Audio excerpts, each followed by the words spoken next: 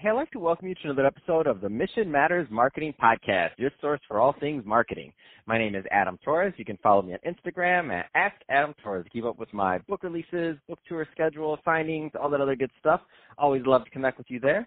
And as always, if you'd like to apply to become a co-author of one of my upcoming books, just head on over to the website, missionmatters.com, and click on Become an Author to apply. All right, so today is a very special reunion 2020 episode. What is that? That's when I had a guest on in the past, and I liked them so much I had to bring him right on back.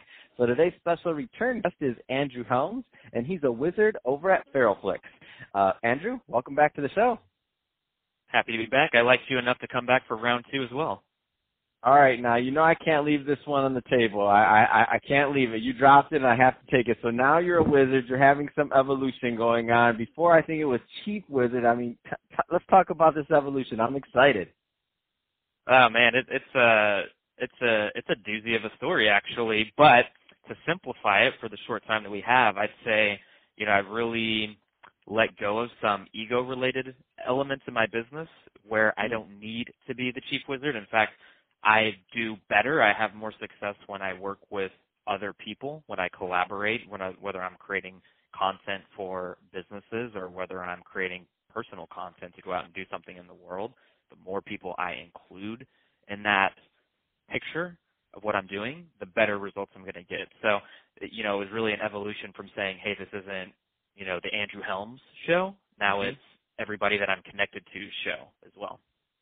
Man, I love that, and it's such a great evolution, and I struggled with that at the beginning just because I didn't know it's that thing. And by the way, whether it's your type of business or any type of business out there, it's that whole, the owner can do it best thing, and it's even trickier in the creative field, but in every field, I feel like at some point somebody suffers from it. So man, congrats. I love to see the evolution, and I know that it just will mean more great things for Feralflix, which I think that's also, by the way, a great transition because I don't want to jump right in and assume that all of our new listeners caught the first episode. So tell us a little bit more about what you're doing over at Feralflix, please. Yeah, and I mean, if you caught the first episode, actually it'd be completely different today what Feralflix is doing. So for about the last 2.5, 3 years, it's really been focused on creating corporate content for businesses of all sorts of sizes, business bringing all sorts of revenue from startup to well-established companies. It was, the opposite basically of the riches are in the niches. It was kind of, well, let's just go out and do everything and see what we naturally gravitate to and who naturally gravitates towards us. As I went through this transition from Chief Wizard to a Wizard, I actually took a step back on the business and said, the thing that I've always really wanted to do has been filmmaking. And I channeled that into Feralflix, into this business model that I thought would be successful and would allow me to make film too. And throughout the process of wanting to really collaborate with other people, wanting to bring people together who maybe are naturally divided, even more so when you think about the current climate in the world and how closed off every single family seems like they are right now, actually, not even being able to go out and hang out with friends and things like that. I thought it was direly critical that somebody was going out into the world and helping people to unite, especially when there are deep divides between them. And so my business has completely flipped to being more focused on narrative work, so feature-length films, short films. I still do social media content, but my content is more focused on those social cause elements. So it's almost like a 180, but in some regards, all of the things that I was doing in the corporate world were helping me learn not only how to build an audience around something and how to, perfect my craft even further, but all of the marketing and the business elements. And, if you're putting together a pitch for a feature-length film or a short film and you need funding for it, you then have to go out and sell that in some regards. It's much different than what you were selling before, but it is still, in fact, selling. So, yeah, it's been a wild journey, and this stuff is all, relatively new within the last 4 months or so. And it's a much longer window as well. So before somebody could reach out to me and say, hey, here's my business, here's what I'm trying to do, I could go in, diagnose, provide solutions, and we go out and shoot and edit, and we'd be done in, 3-4 weeks. With films, it's like a 2-3 year process.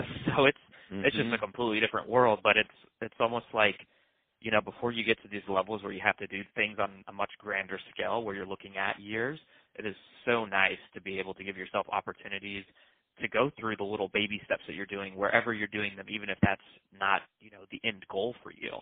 So I think that's been a real key learning, whereas, you know, if I continued today with the same corporate work that I was doing before, it would be a distraction.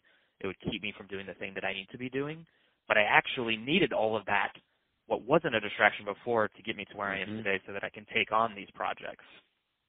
Man, it makes perfect sense. And I think that, I love it because now you actually have that other side of the brain, so to speak, that business side that you had to create and had to develop and had to get better at to service your corporate clients. And now you can bring that same professionalism into your own type of studio system. I mean, it makes perfect sense.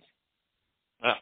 I feel like that's how life works a lot of the time is you don't quite realize what you're doing as you're going through it, but then you get to a certain point and you can look back and you're like mind blown because now you see how all the dots connect to get you to where you are today. Oh, for sure. I love it, man. Great to hear. Any kind of projects you're working on right now or got kind of teed up or that you want to talk about? I'm working on a couple different projects. So first project is I'm working with a couple writers out of New York. And this is a feature-length film, and we're in the script writing stage. Actually, the script's been written 3 times. We're on the 4th rewrite of the script, is where I came into the project. But it's a story focused on 2 people who are going on what's known as a bud run from the Canada border, smuggling drugs over for various reasons, and they're being chased by like a sheriff and a deputy. And the whole story, while, you know, this is the drama element, these are the things that are going on very visually. What's going on internally is these people are separating from each other and connecting to each other in unique ways. So it's really highlighting how people divide from each other and how people connect with each other even when they have deep divides between them. Oh, man, that stuff's going to be good. I like that you're making films now, by the way. That's pretty exciting for me. I'm like, man, I can't wait to hear about these things. I know it does take more time, as you just said. You're on the 4th rewrite or whatever. You came in on the 3rd, whatever, 4th. But it's just fun. It's just good to hear you, and you sound like lively and ready to take this thing on. So that's really exciting to me. So Andrew, that being said, if somebody is listening to this and they want to start keeping up and following with the projects and everything else you have going on, I mean, what's the best way for them to connect?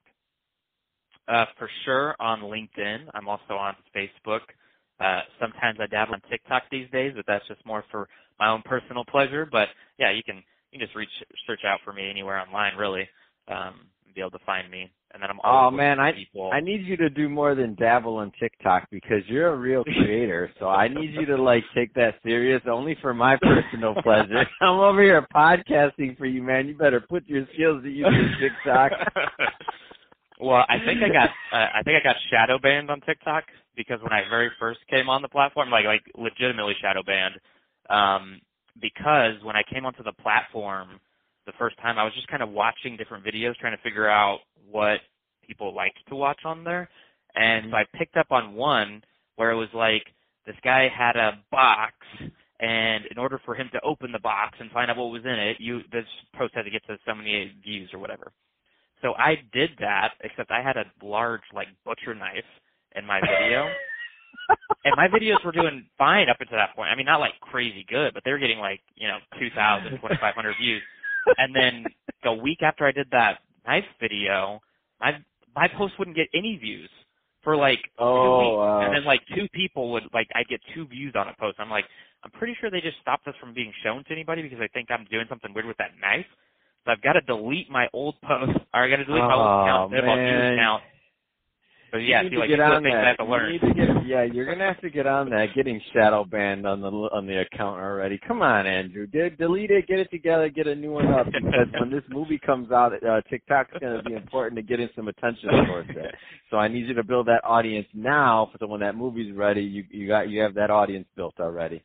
But I digress. As I try to give you tasks to do just because I like your content. That's funny.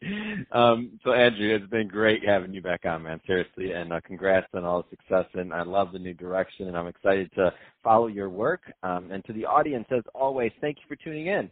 Hope you got a lot of value out of this. If you did, don't forget to subscribe to the podcast, leave me a review on the Apple iTunes Store. If you're watching this on our YouTube channel, Mission Matters Marketing, definitely give us a subscribe there. But also leave us some comments on the video. Love to hear what kind of things you're working on. And Andrew, thanks again for coming back on the show.